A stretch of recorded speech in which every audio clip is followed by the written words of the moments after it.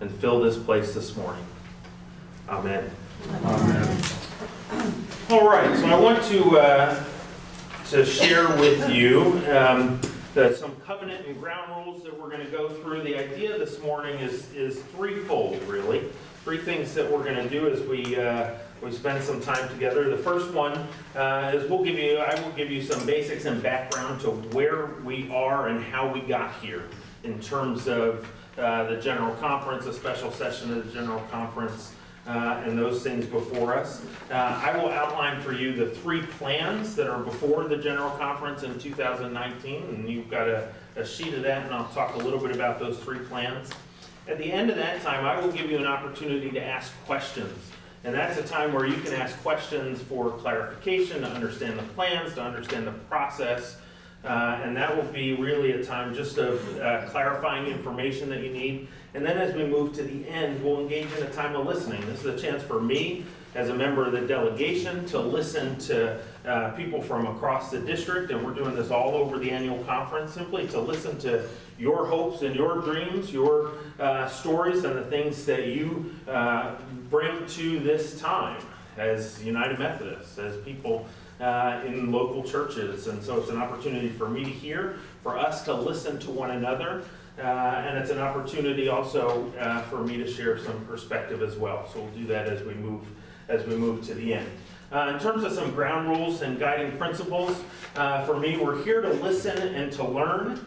We're here to share our experience, not to convince others, right? Chances are, anytime you get a group of people together, there's very different perspectives, okay? And so this is an opportunity for us to share our experience. So we'll listen to one another without interrupting.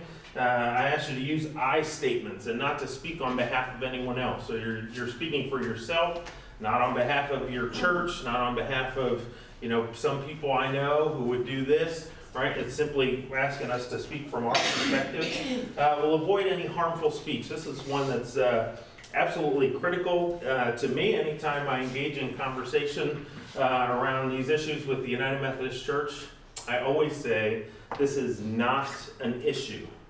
This is not a matter of how somebody believes about what the church should do one way or another. This is ultimately about people. Right? This is not about an issue, but about people. And so we ask you to refrain from any harmful speech, and we'll commit to a covenant of prayer for the church and for the General Conference. That's your admission for this morning's time together, is that I'm asking you to commit to praying for the church, praying for the General Conference, and praying for God's wisdom as we move forward. Is that all ground rules we can agree to together? All right, excellent. So we're going to look a little bit at some of the basics of how we got here. So everybody understands what a General Conference is in the United Methodist Church.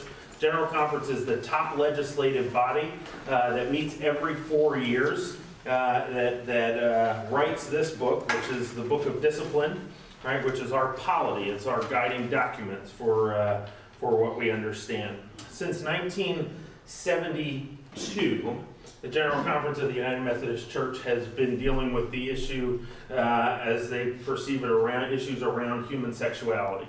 And in 1972, there were provisions added to the Book of Discipline prohibiting same-sex partnerships among its clergy and making statements about how the United Methodist Church understands human sexuality. These words are in our social principles. This is chapter 161 of our social principles, and this is this passage. We affirm that all persons are individuals of sacred worth, created in the image of God. All persons need the ministry of the church in their struggles for human fulfillment, as well as spiritual and emotional care of a fellowship that enables reconciling relationships with God, others, and self. The United Methodist Church does not condone the practice of homosexuality and considers this practice incompatible with Christian teaching. We affirm that God's grace is available to all, and will seek to live together in Christian community, welcoming, forgiving, and loving one another as Christ has loved and accepted us. We implore families and churches not to reject or condemn lesbian and gay members and friends. We commit ourselves to be a ministry for and with all persons. So from that, in the Book of Discipline as our social principles and the guide for that, there are three specific provisions in the Book of Discipline as it relates to human sexuality. The first is that United Methodist clergy are not allowed to perform same-gender marriages by discipline. The second one is United Methodist clergy cannot be ordained who are self-identified, a phrase that the discipline uses, self-avowed practicing homosexuals. So that's the wording in the discipline. And the third one is that United Methodist churches are not allowed to use their buildings for same-gender weddings. And so those are the three specific provisions. There is a fourth that relates to funding that doesn't affect local churches, but it says United Methodist agencies are not allowed to promote, I believe the phrase is to promote the practice of homosexuality, and if so, their funding is removed from those agencies. So there's actually a fourth provision in there that covers. Now, since 1972, there has been great debate in the church about these practices. And so the history, as we trace forward, takes us from 1972 to 2000, the 2000 General Conference, and then 2004 in Fort Worth, Texas. The United Methodist Church adopted a global perspective, and the global church became part of the United Methodist Church as a whole. And so global church of the United Methodist Church involves annual conferences in Africa, in the Philippines, and all over Europe.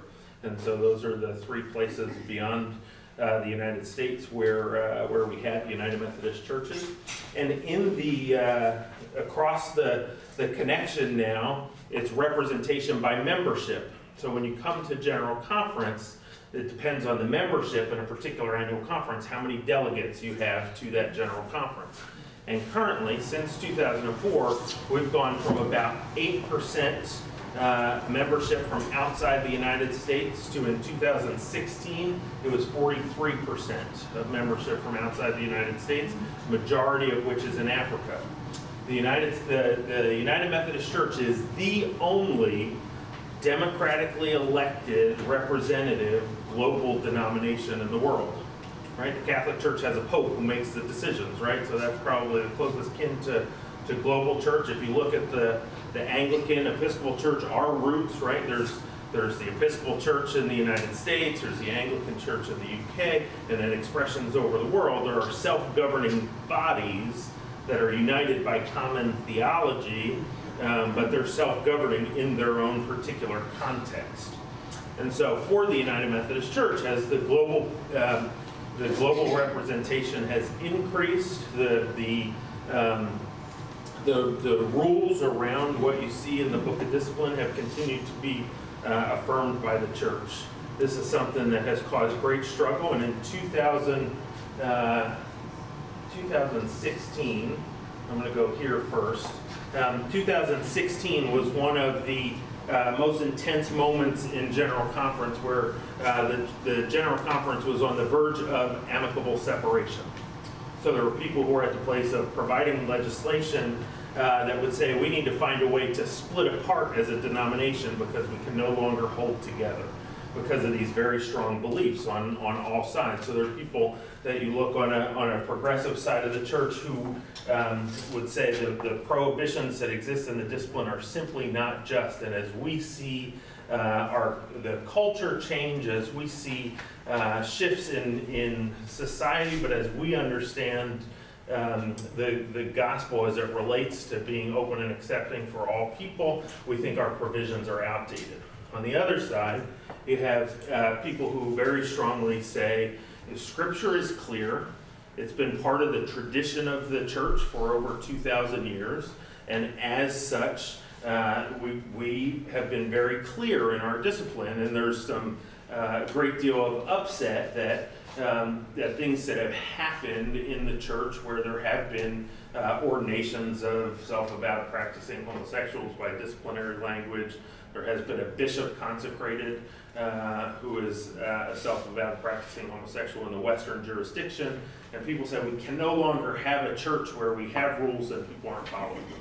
So you have what I would say are groups of people all across the church who are striving to be faithful to their understanding of who God is and what Scripture reveals to them. And they come from very different places. Faithful Christians. There was even language in 2012 when I was at the general conferences in Tampa that said faithful Christians disagree. And as the United Methodist Church, we're not of one mind. And we proposed that legislation, and even that wasn't able to get to the 50% threshold. And about 40% of the denomination that would even agree that we don't agree. Right, so that was in 2012. We couldn't even pass legislation that we agree that we don't agree. So in 2016, Mark Holland and Adam Hamilton, among others, proposed legislation that did not pass the first time it was proposed. Adam Hamilton first put a motion on the floor, pleading with the bishops to lead and saying to the bishops of the church, we're at a breaking point. We can no longer hold together. We need you as bishops and episcopal leaders in the life of the church to lead us in a way forward, and asking for legislation to create a special commission, to call for a special general conference that would help us to develop a way for us to move forward together. The second time that legislation was passed, in large part by the witness, and what you see here is the president of Alka-Lyell. She's from Western Pennsylvania. She's in the middle at microphone number 6.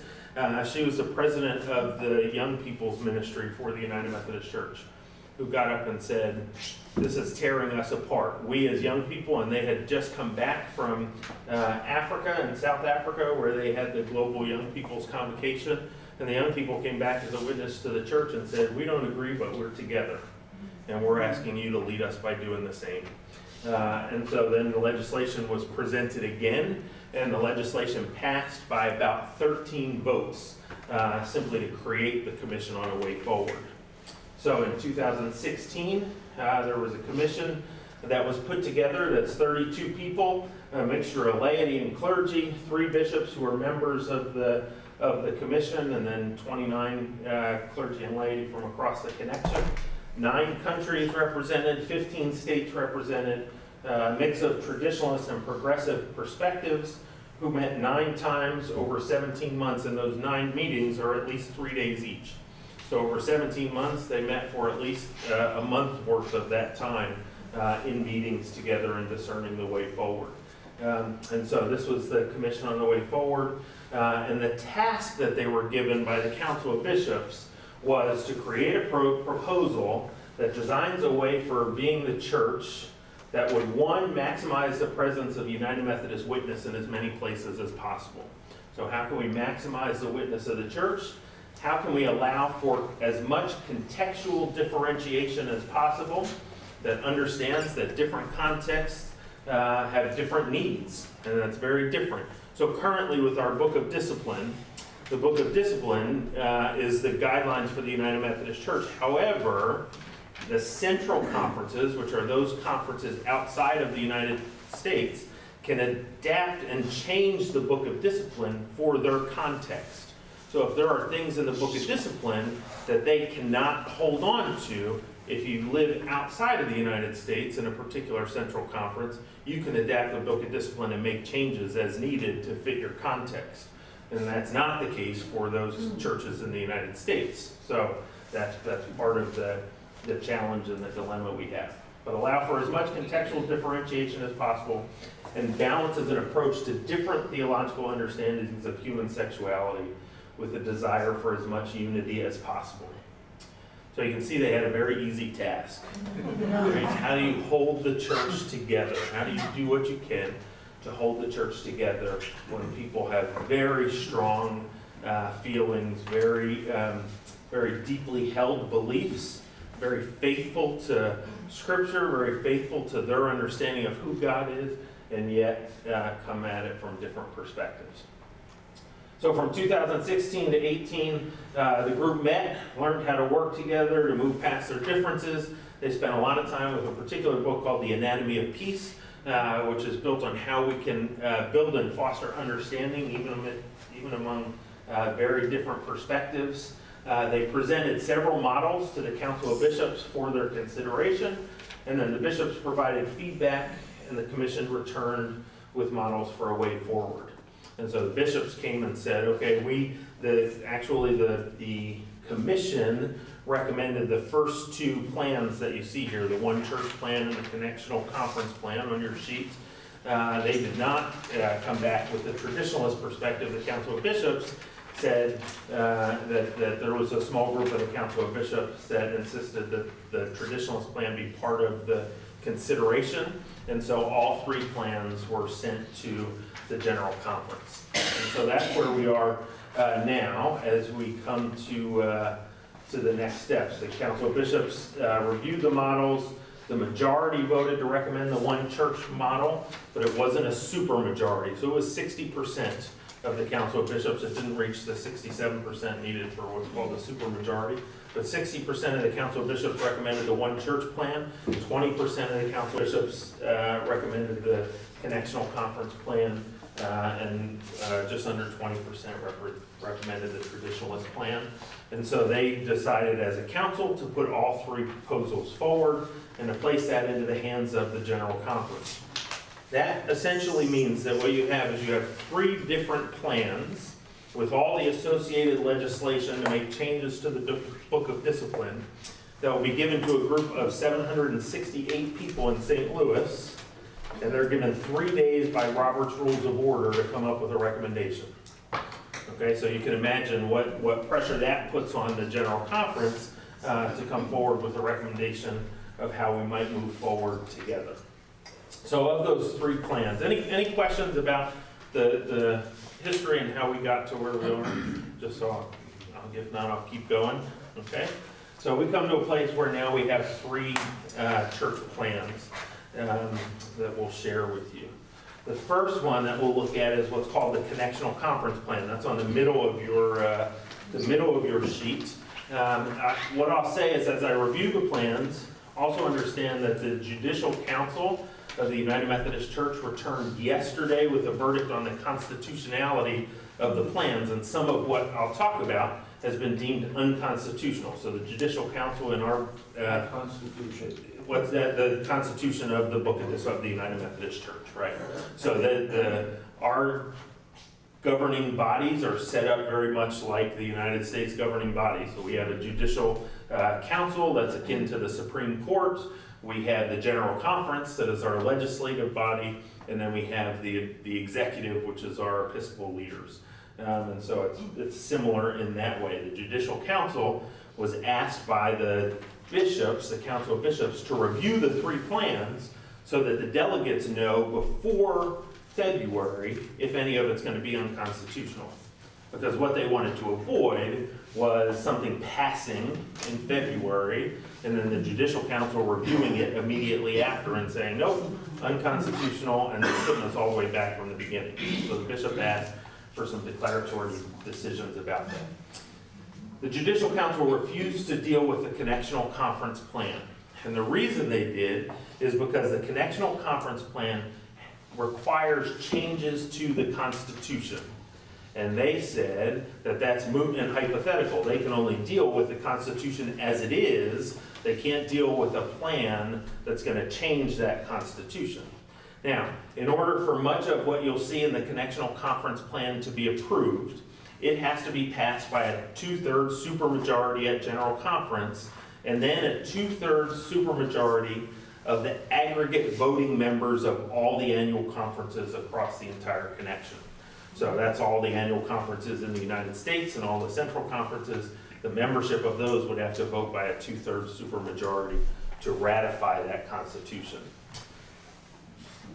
Off the record, which are being recorded, so it's not really off the record, but everybody will say this, the chance of getting 2/3 across the board on anything is very unlikely, highly unlikely. However, I think this is a plan that does exactly what the commission was asked to do, which was to provide a way forward that looks, this was the plan that's closest to what I would call the blank whiteboard plan. They said, take what you know in here and let that out of your mind and create something that would help us achieve these goals. And so they did. It establishes 3 connectional conferences: a traditional, a progressive, and a centrist or uniting conference that's based on theology or perspective. That would have its own values, would have its own contextualization in its discipline. They would function worldwide, and the 5 existing U.S. jurisdictions would be abolished. So it would no longer be Northeast, North Central, Western, Southeast, and South Central. Those jurisdictions would be abolished.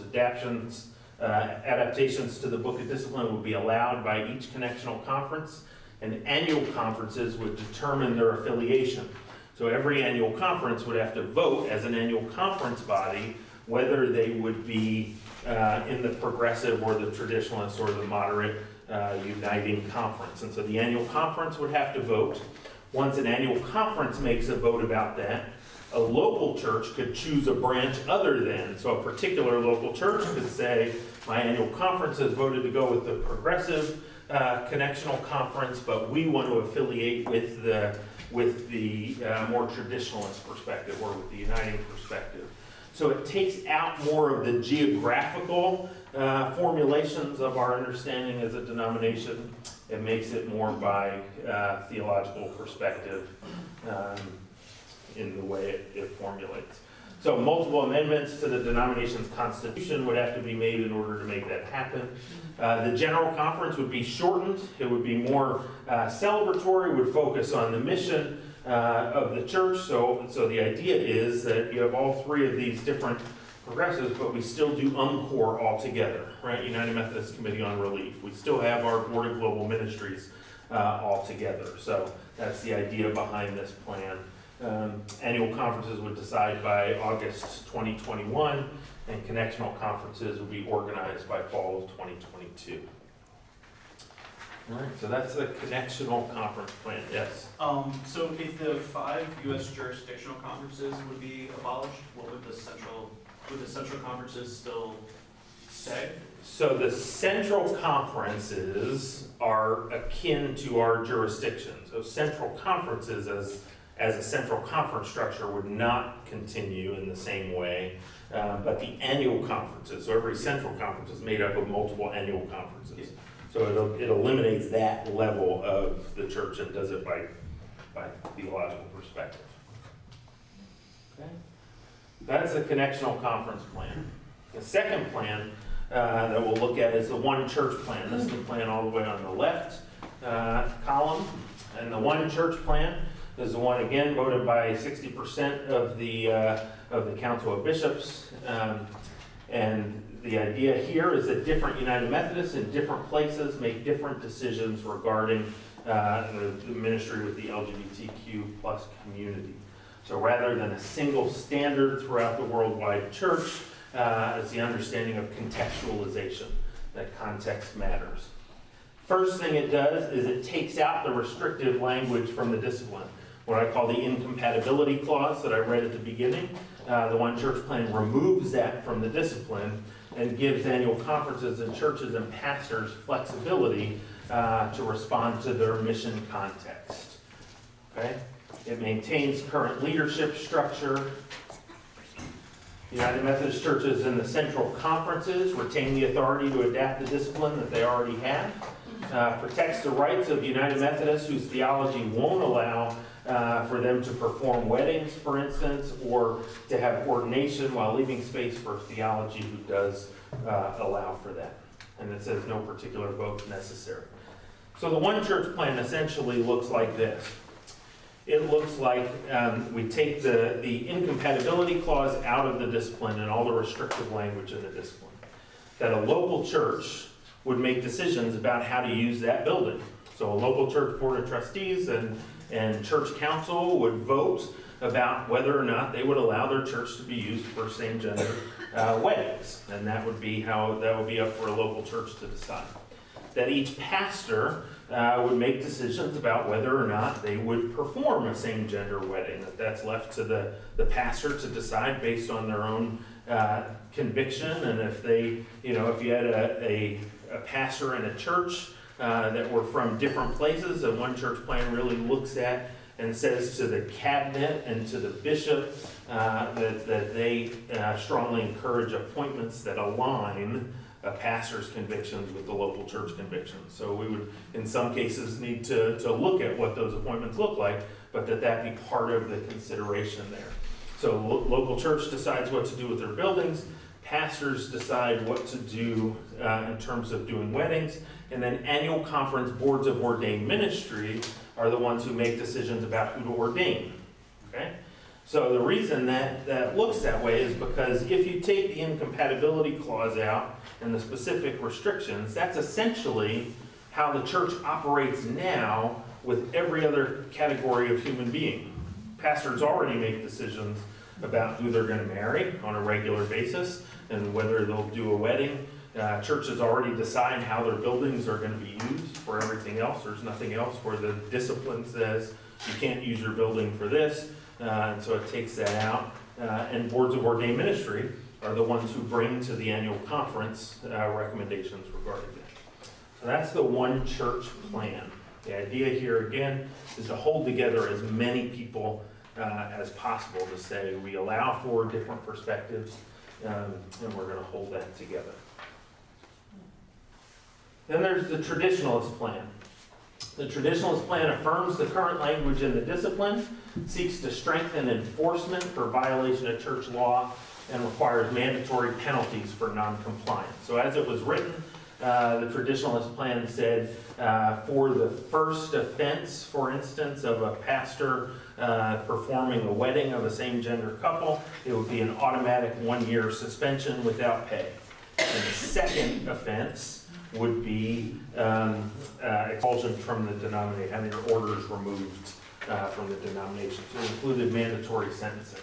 The annual conferences would have to certify, essentially, that they would uphold the discipline as it exists. So an annual conference would have to take a vote and certify that they'll uphold the discipline. If the annual conference decides not to uphold the discipline and to choose a different route, they would be put in a category of what's called autonomous affiliate or concordant churches, which we have several. The church in Puerto Rico is an autonomous affiliated church. It's not officially United Methodist Church, for instance, but it's affiliated and autonomous. And so similar to that, churches would be put and conferences would be put in that bucket and given time essentially to figure out their own constitution, their own discipline, their own bylaws. So annual conferences would have to make such a certification. Structure and function of the denomination remains the same for those who will comply with the discipline as it currently exists. Those unwilling or unable to comply with the language of the discipline would be encouraged to leave, to unite with one of the autonomous affiliated churches, and that includes a gracious exit. So the way they wrote up the traditionalist plan, you all know now that the United Methodist Church has been bound through Supreme Court decision one after another by what we call the trust clause. So the trust clause has been upheld by the United States Supreme Court, and every time it's been challenged, trust clause essentially says that all United Methodist churches own their buildings and property in trust for the annual conference. Meaning that if a church owns everything that it has, the church has full ownership of it, it belongs to the church unless they cease to become a United Methodist church. So if a church says, I choose to be Baptist, we're going to no longer be United Methodist, we're going to be non-affiliated, then all of the property reverts to the annual conference. So the church owns it, the church cares for it, the church has it all as theirs as long as they continue in the United Methodist Church. If they would choose not to do that, then the property reverts to the denomination and to the annual conference. The gracious exit plan says we're going to put a hiatus on this to give churches an opportunity to figure that out.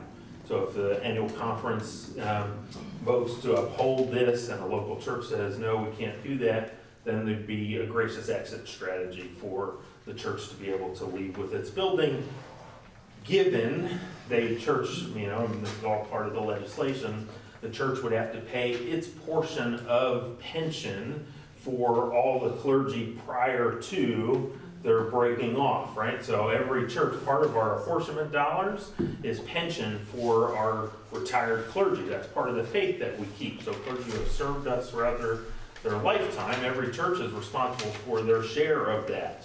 And so the way the plan is written is that a church, in order to have their building, in order to take those assets with them, would have to pay their portion, and there's a whole formula that would figure that out. And then this involves the most immediate turnaround and implementation because it's the closest to the current structure. It takes what we have, it hardens the rules, and it moves us forward with opportunities to decide how we might go forward. So before we get to that, we're going to stay here. I'm going to talk to you about the Judicial Council. So the Judicial Council ruled just yesterday afternoon, that the one church plan is largely in accordance with the discipline and with our Constitution. So the one church plan, there were a few things that would have to be tweaked by the body at General Conference in order to make the one church plan constitutionally pass muster, but it largely passes muster by the Constitution. The Traditionalist plan, however, was ruled largely unconstitutional. And the parts of the Traditionalist plan in particular that were ruled unconstitutional are that the Council of Bishops, the first three of the first four parts of the Traditionalist plan legislation held that the Council of Bishops had to hold themselves accountable. It essentially outlined the accountability for bishops, and it removed any due process from the bishops, any type. So bishops are consecrated and set apart, but they're not reordained. They're clergy who retain their full clergy rights. So a bishop is an elder of the church, just like I'm an elder of the church. They're consecrated for a special ministry, and so the Judicial Council said you can't remove from them their clergy rights, which would allow them to a church trial if anything were challenged about their ministry, right? So it said you can't do that. So the Traditionalist plan was ruled on the basis of the clergy, also on the basis of the certification of annual conferences, and annual conferences having to certify. They said you can't have somebody take an oath to uphold the discipline because it's already part of what we take, an oath to uphold the discipline, and that any challenge to that has to go through the due process that's entitled to all clergy as part of their covenant with the church. And so they said you can't do anything that'll take away from the due process. They said the gracious exit has to be rewritten because the gracious exit conflicts with parts of the Constitution, including the trust clause part of the Constitution, right? So it says that has to be rewritten. Now this was a 9-0 decision of the Judicial Council. So it's important to note because the Judicial Council, like our U.S. Supreme Court, is very divided. There are traditionalists and more progressive perspectives on the Judicial Council. And for the first time in a long time, the Judicial Council ruled 9-0 that the one church plan was constitutional. Largely, the Traditionalist plan was not constitutional. So there's a lot of discussion over the last 18 hours on social media across the United Methodist Church. Bishops are making statements. Others are beginning to say, okay, what has to happen to the Traditionalist plan in order for a version of the Traditionalist plan to move forward? How can we still get that before the General Conference? And so those are the three plans that are before us. And before we get to questions, I'm asked all the time, so what does that mean for us as a church? The first thing I think it means is we need to just take a deep breath. We're not making any decisions this morning. We're not facing any decisions in the next 3 months as local churches. That we need to see what happens with the General Conference.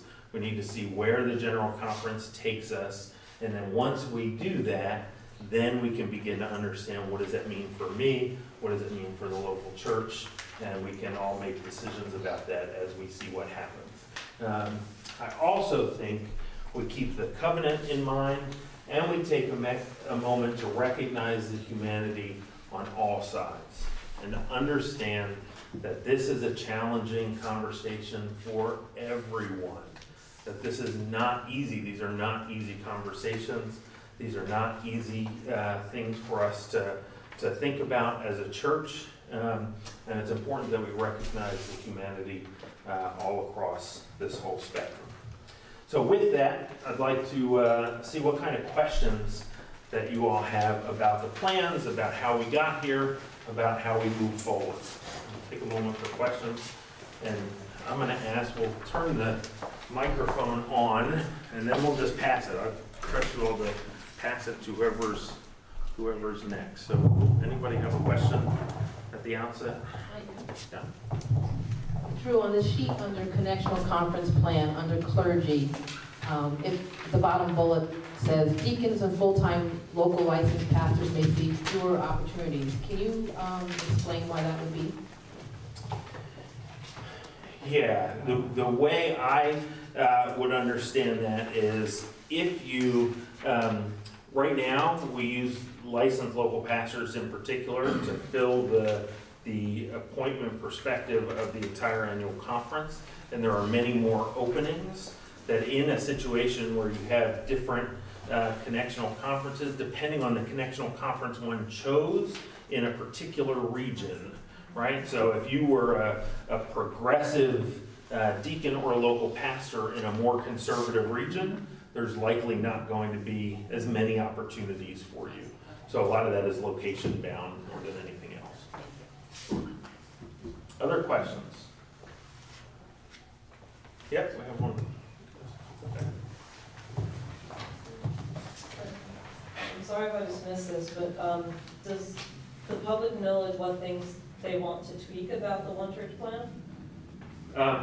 The One Church plan, the minor things that they said about the One Church plan really don't affect the heart of the heart of the legislation at all. It was about implementation. It was about the timeline. One piece was about the timeline. Another piece, I can't remember the second piece, but it wasn't major to the, so if you look at the top bullet, and even as you look at the bullets all the way down, there's no major tweaks that have to happen to the One Church plan to be constitutional. Yes, we have a question up here. Pass the microphone. And again, this is just for our recording. Sure, I understand, but it seems to me that in the One Church plan, each individual church has to be clear on its position on the human sexuality issue. So what it does is it pushes the requirement to be clear down to congregations. As it relates to the use of their building. Just the use. Right, just the use of their building. So in the One Church plan, you'd remain connected as part of the Greater New Jersey Annual Conference. You would remain part of who we are. But in terms of how the church uses their building, I believe the language in the actual legislation of the One Church plan is a church would have to vote a 60% majority in order to open their building for same-gender weddings. So it's a 60% threshold, and that a church conference would be held to make that decision. So it pushes the decision of the use of the building down to the local church, yes. It seems to me it would also affect the pastors, because in the Methodist Church, as we know, pastors move around quite a bit. Right. And wouldn't the pastor have to be compatible with the views of the congregation?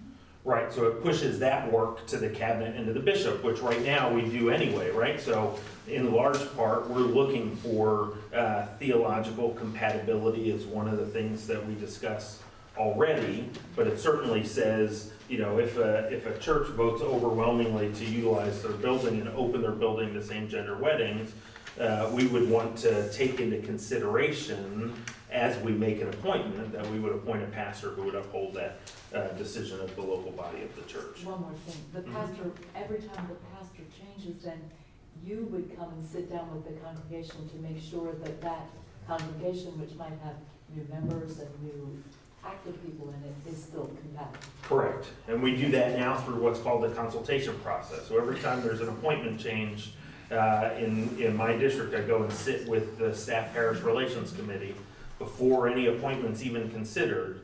And the SPRC, the Staff Parish Relations Committee, has an opportunity to tell me, which then feeds into the cabinet, everything from theological perspective to salary to all of those things are part of the appointment-making process in the discipline already as what's called the consultation process. You're welcome. Yes?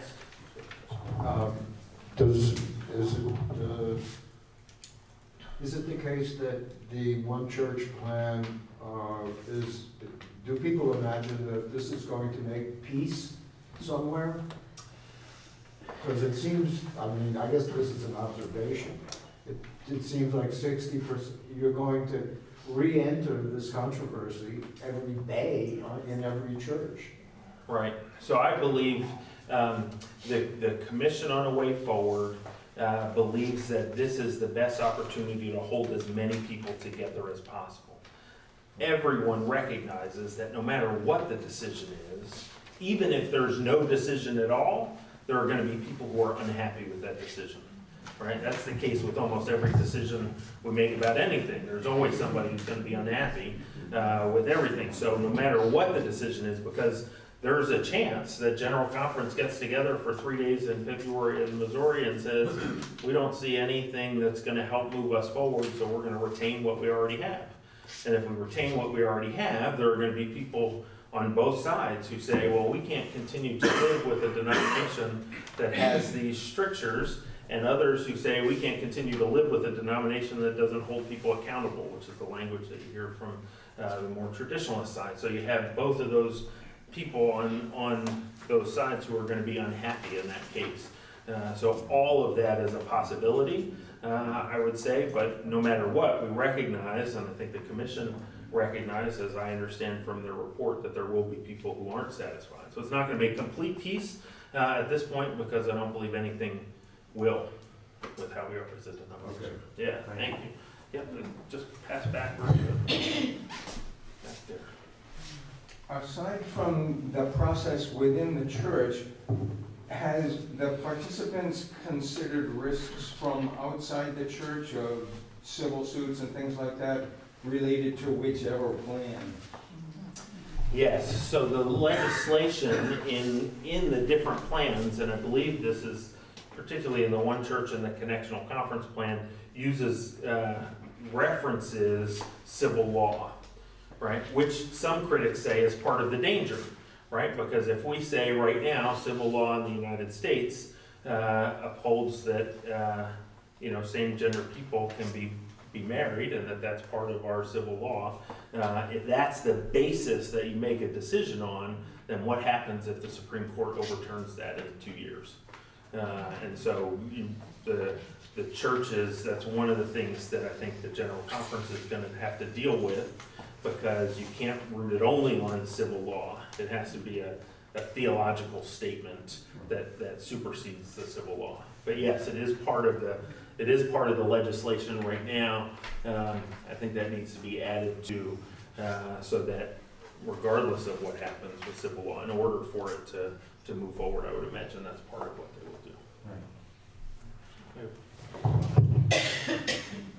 So circling back to the understanding of the appointment of clergy in alignment with the voting of the local congregation, what's the potential frequency that a congregation would need to go through the decision-making process about use of building? I believe the legislation, and you have the legislation that I've read twice now, is 130 pages for the total legislation process. Legislation talks about no more than every 5 years, so that the decision wouldn't be something that, oh, we got a couple new members, so some people are saying, oh, we got a couple new members, let's vote again, right? So it prohibits you from making that, pushing that to the local church and saying, oh, every month we're going to come back here. So it does give a 5-year space to And that. that implies even if you have a new pastor in that period of time, Correct. it's meant to find alignment with the new minister rather than the other way around. Correct. Yeah. Yeah. In line with that, is there a similar time frame for the Board of Ordained Ministry to decide whether or not it's going to ordain LGBTQ? There is not, because the Board of Ordained Ministry makes decisions on a year-to-year basis. So the Board of Ordained Ministry every year makes a decision. In fact, one of the rulings of the Judicial Council was that the traditionalist plan had a portion in the legislation of the traditionalist plan that would require the Board of Ordained Ministry to inquire about the sexuality of every candidate.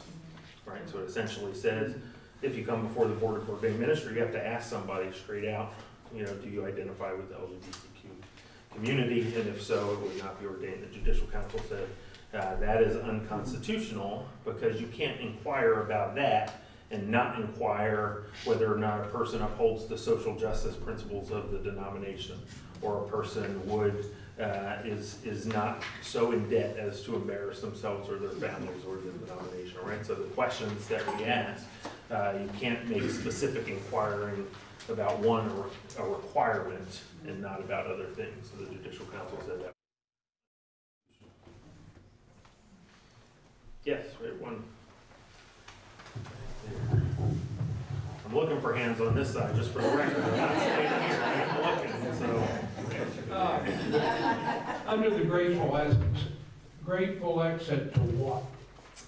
Right, that's part of the challenge. So the gracious exit plan is for if the way the traditionalist plan is written. The traditionalist plan upholds and strengthens the book of discipline and strengthens the punishments that are based on the book of discipline. If that were to pass, the annual conference, at its next annual conference session, would need to vote on whether or not they would sign a statement as an annual conference body saying they uphold the discipline. So you have the traditionalist plan passes, that's the United Methodist Church. Conference has to decide, yes, we'll uphold the traditionalist plan, or no, we won't. If we decide as an annual conference, yes, we will, then a local church would have to decide whether they will stay with the annual conference or not. If the local church decides, you know what, the annual conference said yes, but we say no, then the annual conference goes into what's called the affiliate autonomy, the autonomous affiliated local churches, which in the way the legislation says is any group of 50 churches can form a new connection, so a new denomination essentially, that would have to write its own discipline, its own constitution, and those things. So I can tell you there are people on both sides of that equation who are already in the process of writing what would be the next iteration of the denomination, a more conservative new denomination and a more progressive new denomination. And there are people who are already thinking about that and writing those things, because you'd have to make a decision in that case. Let's switch across and then we'll come back and we'll get some voices that we haven't heard yet. We'll come back across. Thank you. Happy to represent this side. So hypothetically, the one church plan seems to be the way things are moving. Assuming that passes in February, and I think it said on your slide that it goes into effect January 1st, 2020. What's the timeline between it passing in February and January 1st? What happens within each congregation? What has to happen? For the one church plan, nothing. Right, so it doesn't require any vote. So as is, it simply says, you know, so a local church can decide whether to open themselves to same-gender weddings or not make a decision until it's confronted with the specifics of a wedding, and the church would have to make a decision. So a couple comes requesting to be married in the local church, pastor decides they're going to do the wedding, and if a decision hasn't been made by that point, a decision would have to be made. So from a one church plan model, nothing would have to happen in a local church between now and then. What I will say, and I want to be really, really careful about this, the one church plan is the preferred plan of the Council of Bishops. They've said very clearly 60% of the Council of Bishops. It's the preferred plan of the Commission on a Way Forward. However, what I'll tell you is the General Conference in 2016 had a 60 to 65% traditionalist bent to it. And there's not any change in the General Conference delegates. The progressives are still the 35 to 40%. There's one annual conference that re-voted, that's the New York Annual Conference, that was already a progressive annual conference. So they replaced progressives with new progressives, in large part because they wanted to be intentional to have representation from the LGBTQ community as part of their delegation. But again, it's progressives for more progressives. So the number is still probably a 60-40 number. The hope of those with the one church plan is that of the 60%, that there are a significant number of them who are focused on holding the denomination together. That say, yes, this is important for us to hold the denomination together.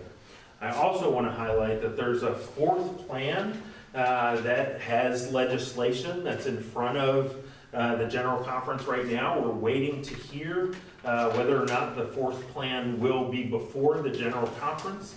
And that decision has to be made by the Commission on the General Conference. So the way a called special session of the General Conference unfolds is a special session of the General Conference can be called by the Council of Bishops, and it has to have a specific charge. The specific charge was to receive and act upon the report of the Commission on a Way Forward, to do the three things that we said above, to hold the church together, to respond to the questions around human sexuality in the denomination, etc. The Commission allowed, and the Judicial Council allowed legislation from outside that was in harmony with, and that's the language of the Judicial Council, in harmony with the call of the special session. So there's a commission that has to determine what in harmony with actually means. The fourth plan is something called the simple plan. The simple plan essentially takes all references to homosexuality and human sexuality out of the discipline altogether. Essentially says, why are we treating one group of people different than we treat everybody else? So let's take all references out of the discipline and we continue with everything else as it exists, and that's a simple way forward. It's the most, the simplest plan, right? It just takes out paragraphs from the discipline. Okay, so there is a simple plan that's before us. Yeah, we have a question.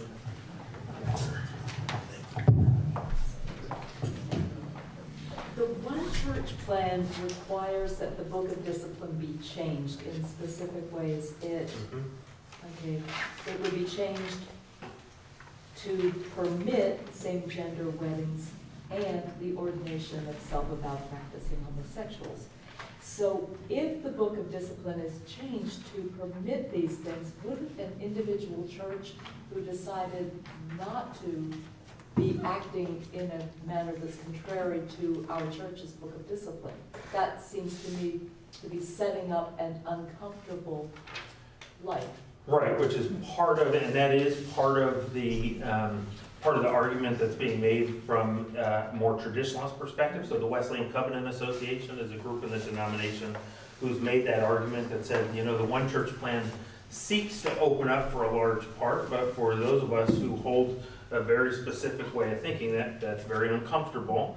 And so that's why the traditionalist plan has the gracious exit that we talked about. The one church plan does not have by legislation a gracious exit.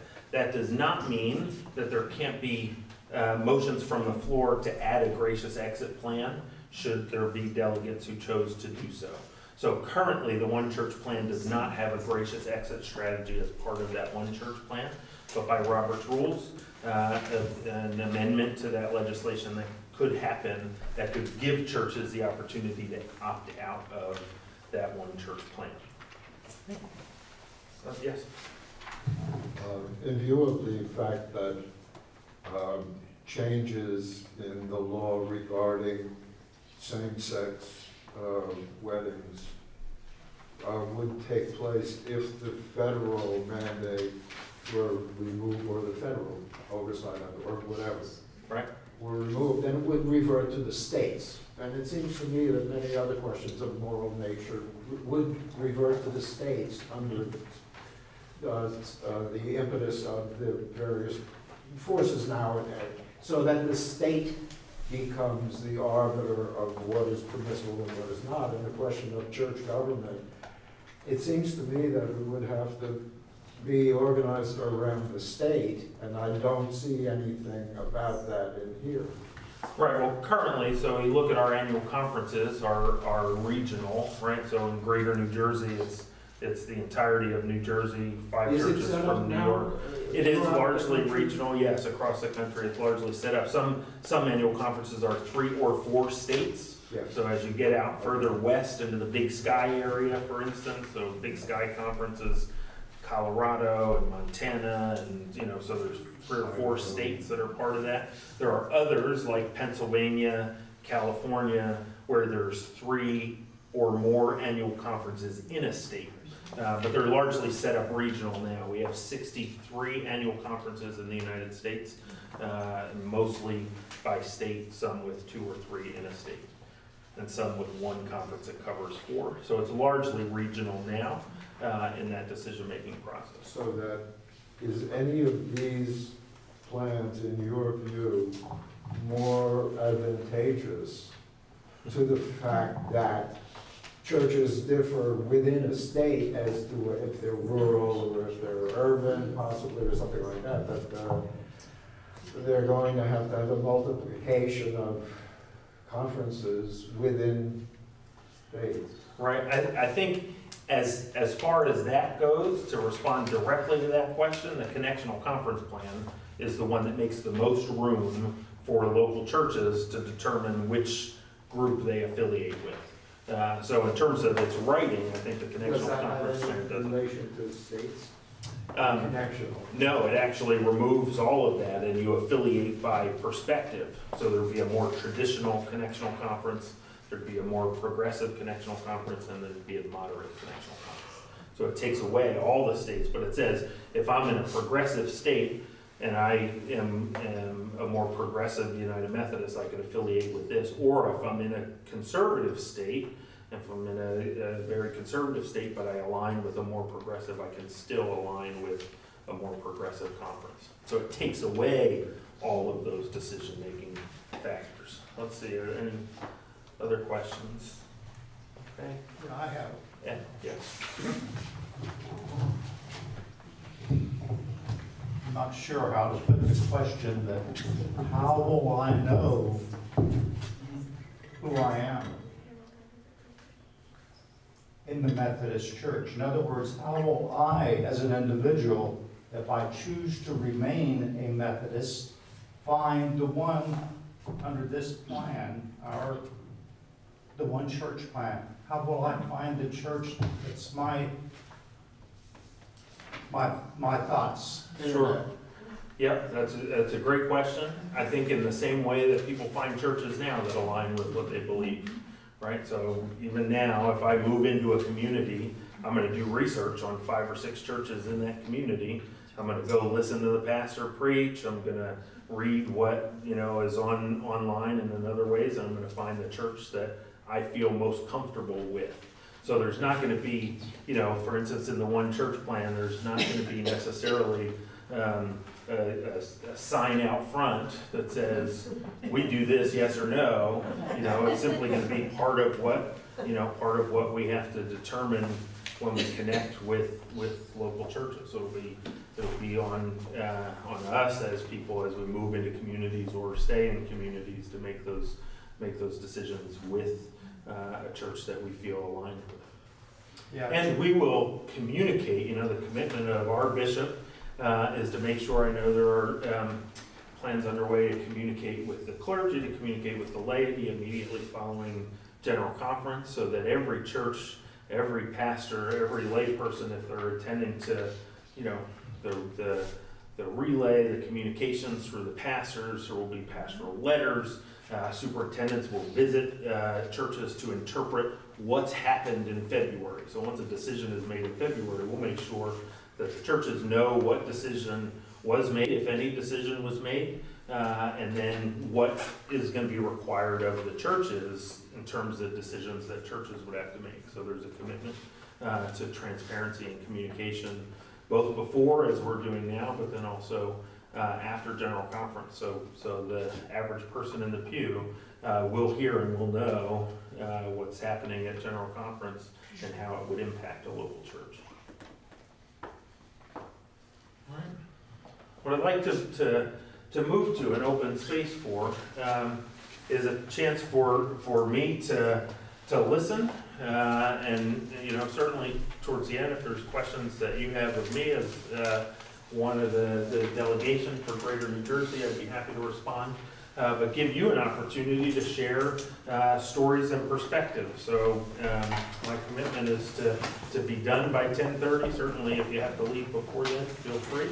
But I want to give space if you'd like to share as part of the delegation your own perspective or your own hopes with me that I can share with others, that would be helpful. Yes? Everyone right here, we're going to pass the microphone again. Right up this way. Thank you. Thank you.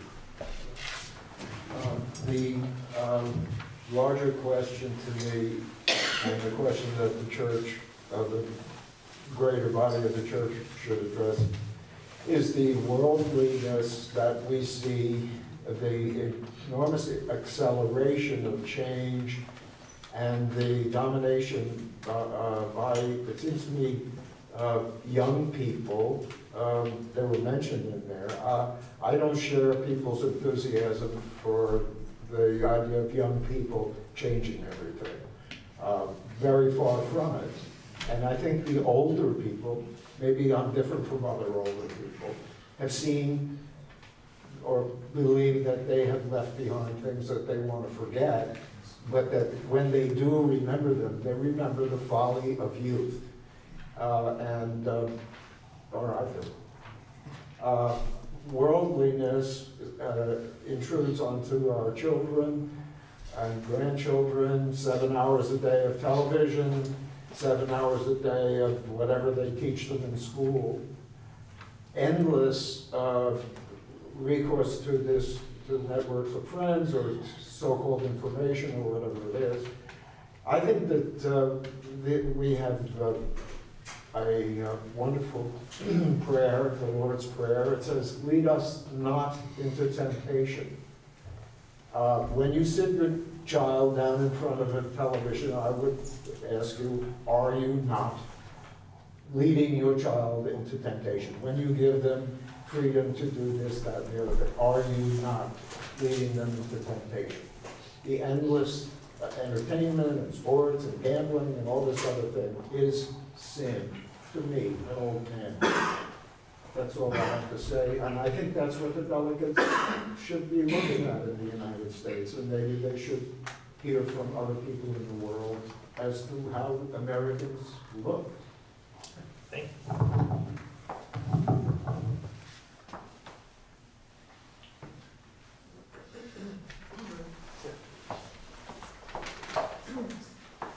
I think you've done an excellent job of explaining all of this. Personally, I like the one church plan. I think that at one time I was probably against same-sex marriage, but I've evolved and changing with the times. So. Thank you.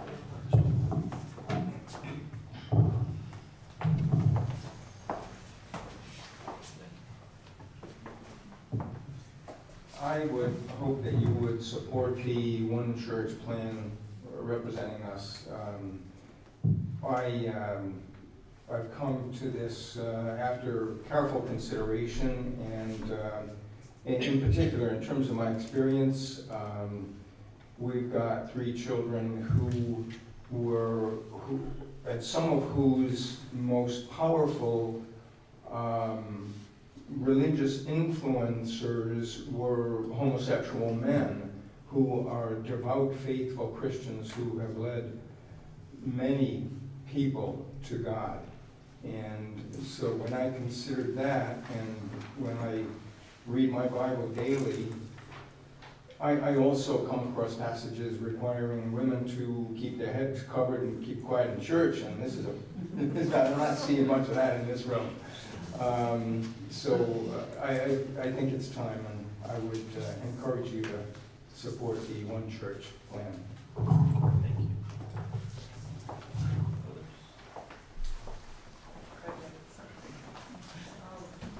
I want to say I hope that the church will be able to grow and just grow with the culture and society that it's in, and recognize that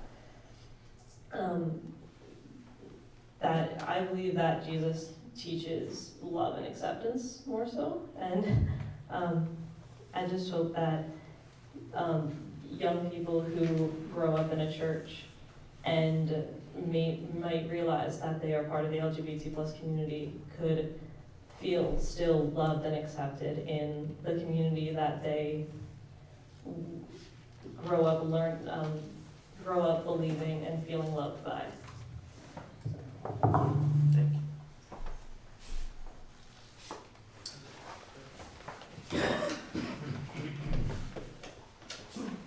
Thank you. I also think you did an excellent job of explaining the various options. They're very complex and none of them are perfect. I just want to say that as Christians, the world is not our home. And I really don't like seeing the church influenced by trends and things that are going on in the world. I think that the church has to be firm and remember that it's not our home.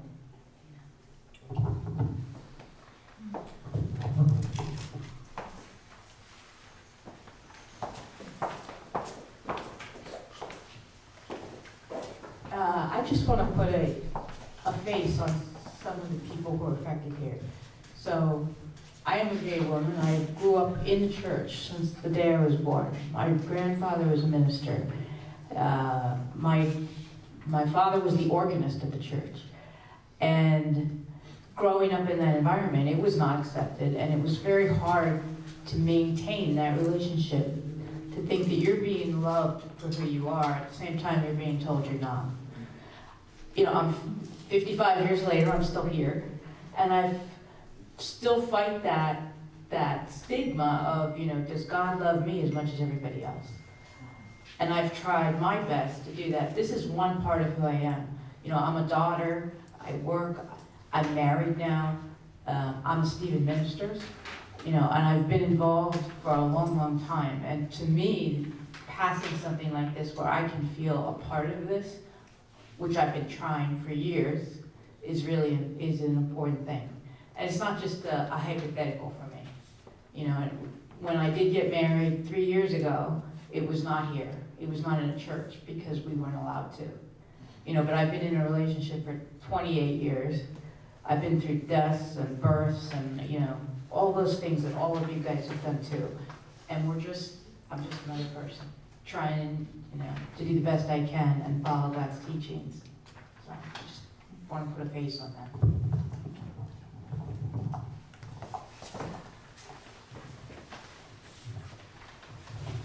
I want to affirm you for sharing that with us. And I thank you for hanging in there. And I'd like to remind people that ultimately, as Drew said at the onset, it's about people. And Jesus calls us to love. And there are no qualifications on that love. So I don't think it's so much about what the world is imposing on the church as what the church is called to do, and that is to love.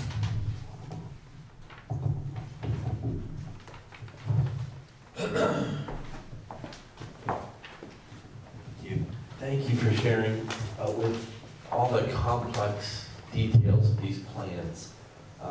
My question is there a possibility that nothing happens at the end of this time in February?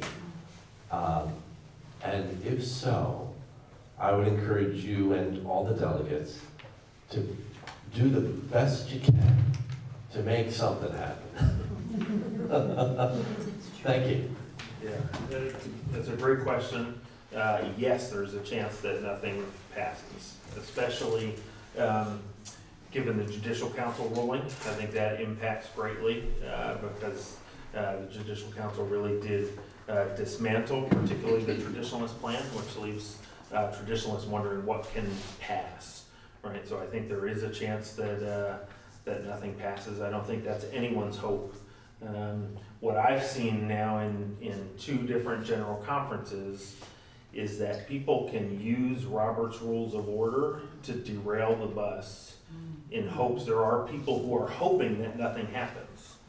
And because the bishops who are presiding are bound by Robert's Rules of Order, they can do that. If you remember in General Conference 2016, I was the first alternate, so I was in the bleachers, in the bullpen we call it. At times you go on the floor to replace somebody else, but it took 3.5 days to decide on the rules of organization for the General Conference, just to decide on the rules of order. People couldn't agree on the rules of order. In particular, there was one rule called Rule 44. Rule 44 essentially said it offered a different process. It said we want to offer a new way to have these conversations. So we want to have people talking about them at table, engaging in the time of sharing our stories, and people utilize Robert's rules to delay even consideration of the rules for 3.5 days. So I have seen that it's possible that 3 days would yield nothing, but I know that that's not the hope of certainly the Greater New Jersey delegation, and I can speak with the Greater New Jersey delegation. That's not our hope, but I would say it is something we need to be prepared for. That we come back and the discipline looks like the discipline looks now, and people are still responding in the way they're responding now. So if nothing happens, what are we going to do here? If nothing happens, then what are we going to do? Or what do we do now? What is our position? What is our position going to be? Right. A lot of those conversations are really local church conversations, and conversations that you as a local church, for whatever church that you're a part of, so if you're a part of this church and other people from all over the district here, but whatever local church you're a part of, you make decisions based on what you know to be the guiding principles of the Book of Discipline, and you work with your church council as it relates to how you move forward in ministry together. So Well, that's how all I does can that tell you. affect us though in regards to the discipline? If there's nothing changed, we're held to following what the bishop, the denomination. Correct. If the discipline doesn't change, we still take vows to the discipline. There are people who currently will stand on different principles in opposition to the discipline, and you know we have that all the time. Now there are churches and there are clergy who do that, and we have a process to deal with that. I would say the process stays the same as well. What is the status of Methodist affiliated institutions, not churches? Right, so in different plans there are different statuses for, the question was about Methodist affiliated institutions, that they would continue, and most of them are bound by their governing bylaws. So Drew University, for instance, as one, is bound by the governing bylaws of the university, and any decisions would be made at the university. Right now, we don't have authority as a denomination to make decisions about how Drew University does their business or their work. They have the authority to affiliate with us, to request affiliation, and we can acknowledge that affiliation, but it really is their decision to request it. So an organization like a university, like a different ministry would have to make a decision, a hospital or whatever it would have to make a decision whether they want to continue to request affiliation. And we'd have to make a decision whether we would affirm that. We being...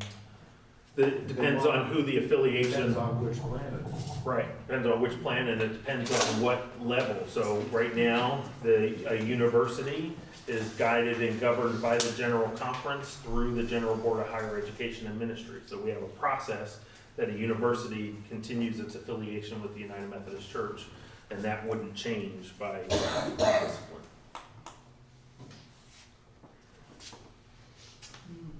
Other thoughts? Yeah.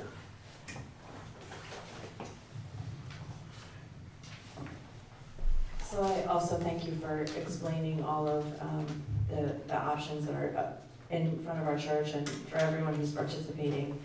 As a mom, I will share that this is something very true to my heart. And I'm raising 2 daughters who are teenagers and are still exploring their own paths forward. But they know God loves them, and they know I love them, and they have a loving congregation who each have their own decisions, but they love my daughters as people. And I'm so grateful for that. But as I watch my daughters become adults and I lead them into living into who they are, as they're born, loved as children of God, I really just pray deeply that we as a church find ways to support everyone, regardless of the type of love that they feel in their hearts as they're formed, regardless of outside influences. It's who we are as people inside ourselves. And some of us, myself included, have the opportunity, and I have needed to open my own mindset of what I thought as I was growing up and my own belief systems, to love my daughters for who they are, and to allow my own mind and training and beliefs to shift with who we are as human beings and the belief of where love comes from. And it's not something you're taught, it's something that's inherent with who you are. And I think that we as humans need to be very cautious about our judgments and about our labels and about the limitations that we, because of historical influence, can change or not change based on the decisions that are being made in our everyday lives, regardless of what our book of discipline says.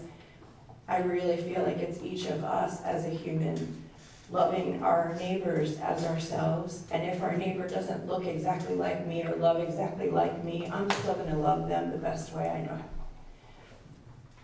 how.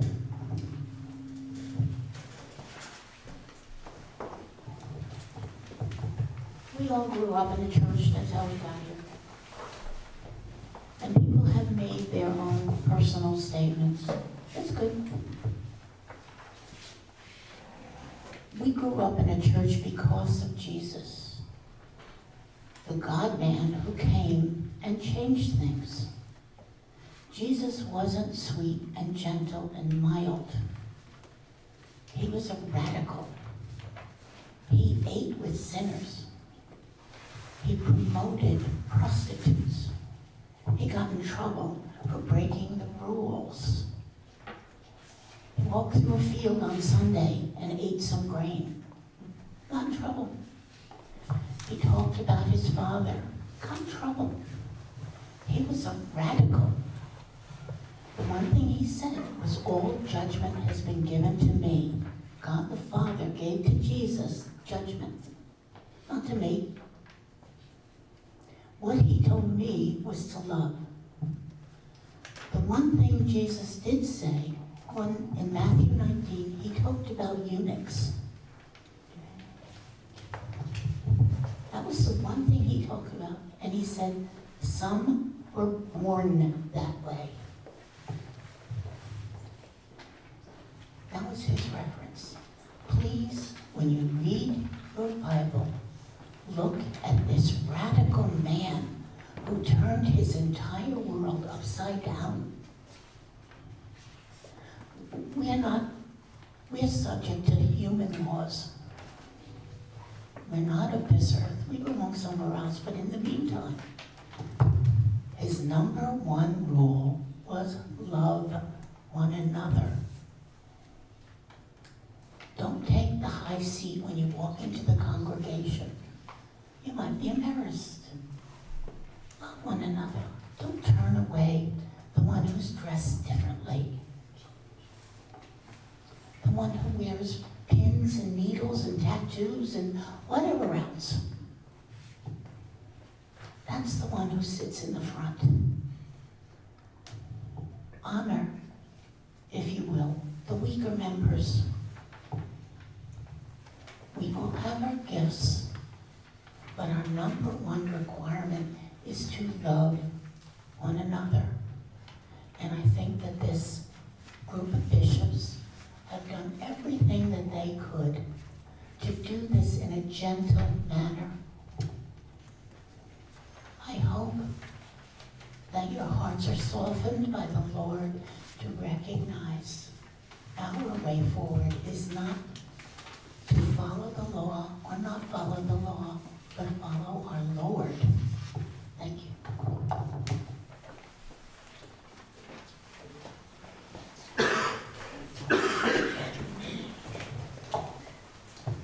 I'd just like to say something in support of the One Church plan, and that's the contextualization of ministry.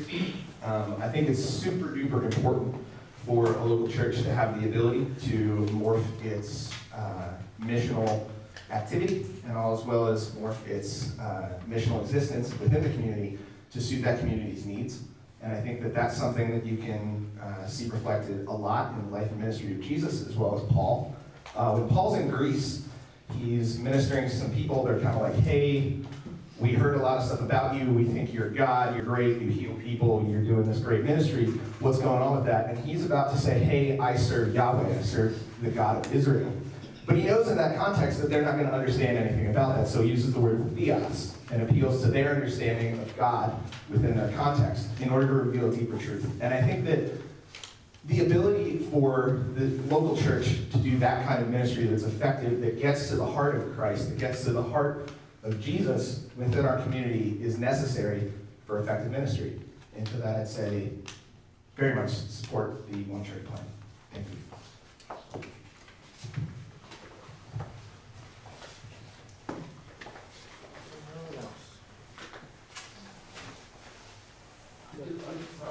It keeps coming back into my mind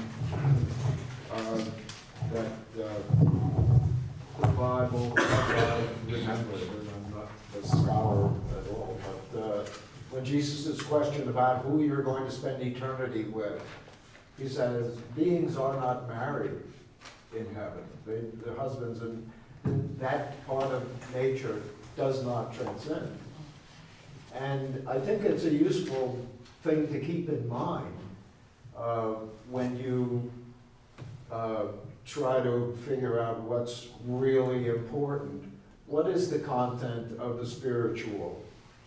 And I guess I grew up when you didn't talk about things that were unpleasant, and you didn't dive into matters, and people who were indulged in things were indulged without a lot of discussion. And I'm not sure that bringing everything out all the time has a very useful purpose. On the contrary, it really seems to confuse matters and confuse individuals and leads to turmoil and stuff like that. On the other hand, you must stand for something or you will fall for anything. That is the way life, that's what life shows us. And you have a difficult task ahead of you. But I think instead of looking at it and saying this condition of the world is permissible and not permissible, in eternity it will not matter. And we are men of religion. Men and women. And beings. For one more, if anyone wants to. I want to say thank you for the presentation. The scripture passage that I have used since being in ministry has been, love the Lord your God with all your heart, mind, and soul, and love your neighbor as yourself. And sitting at many tables having this level of discussion, one of the things that came out was that we do have to struggle with what that means. And the laws, even biblically, are hung on that one great commandment. And what does that mean for us? And I think the One Church plan and the churches in this area where I've been a part of ministry, and their pastor, I commend them for opening up their hearts and minds and the doors of the church to try to practice that as best as each individual can to make community. And centered around the Eucharist, centered around communion, that when we come to the table, all of us, Jesus, we don't hear God saying, who are you, what do you do, the color of the skin, none of that. We are all there as his guests and being fed and being loved and trusting. And that word comes to me one-church plan with you all, from the bishops to the governing bodies. There has to be a level of trust that I believe is there. And trusting in the Holy Spirit of God to move in your lives first, as well as the work that you do, and all of us.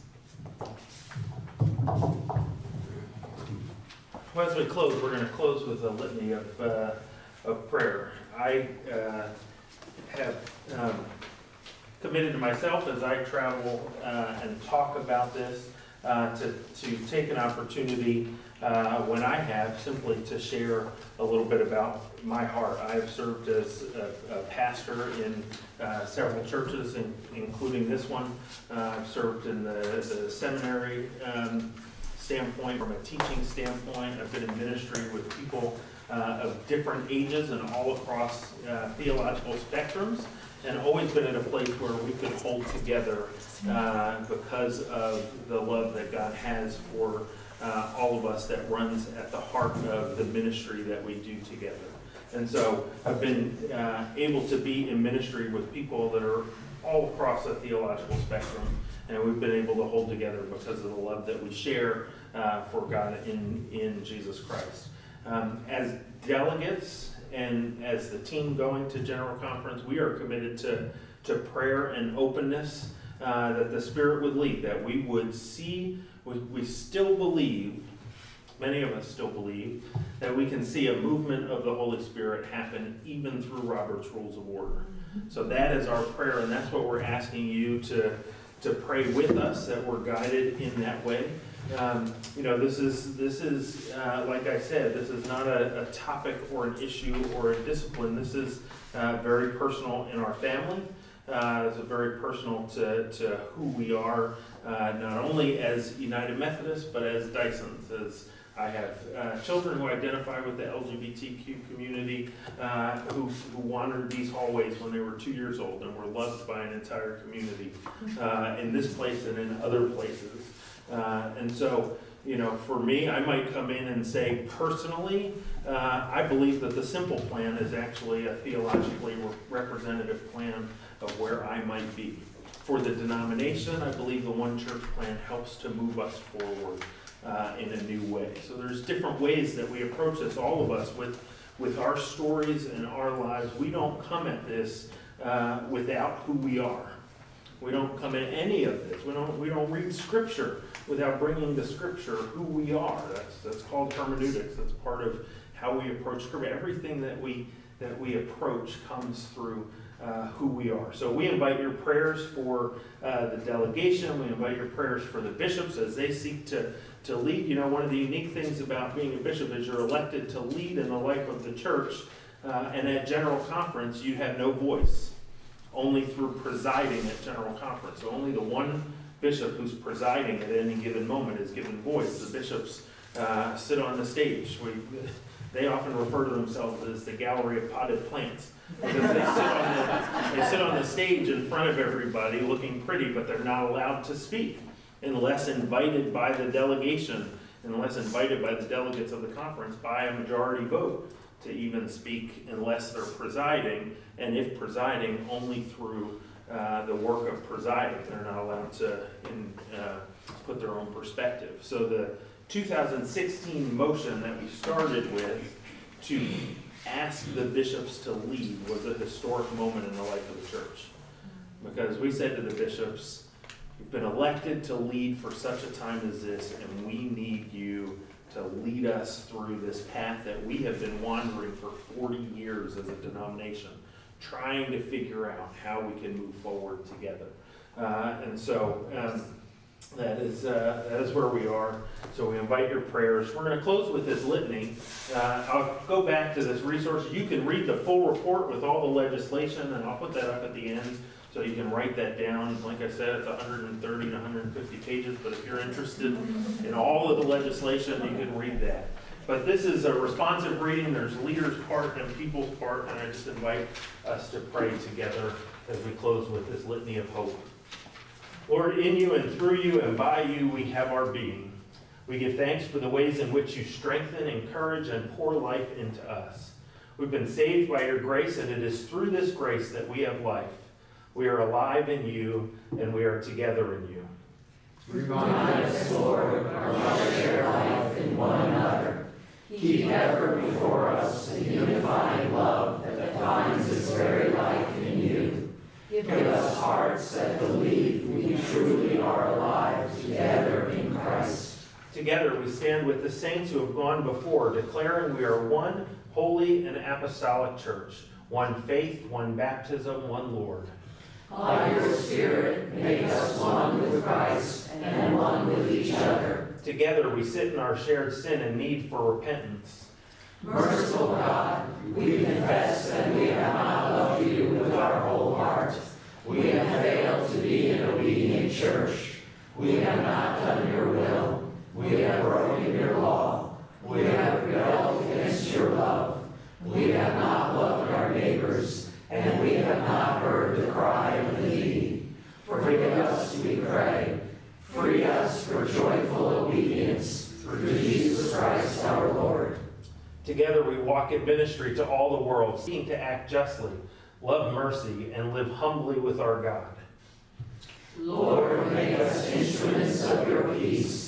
Where there is hatred, let us sow love.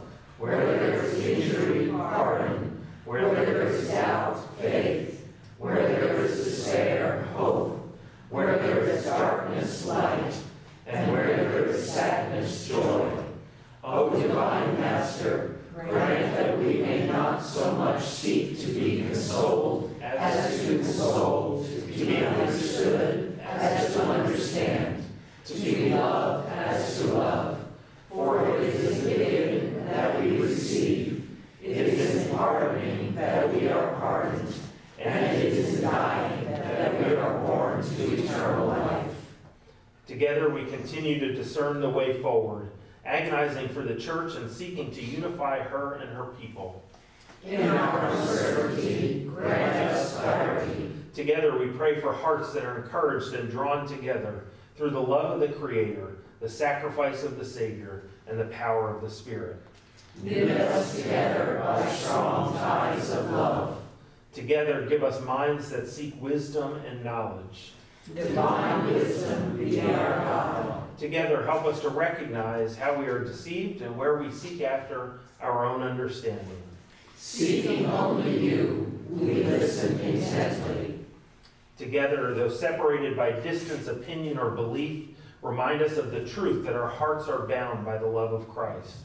My heart is your heart is my heart, our hearts together, strong in Christ. Together we continue following Christ, seeking the face of God, fighting for the church, and surrendering to the Spirit at work in us. We are here, silent, surrendered, calm, and still. Amen. Amen. May you go in peace and have a wonderful afternoon. Thank you. Thank you.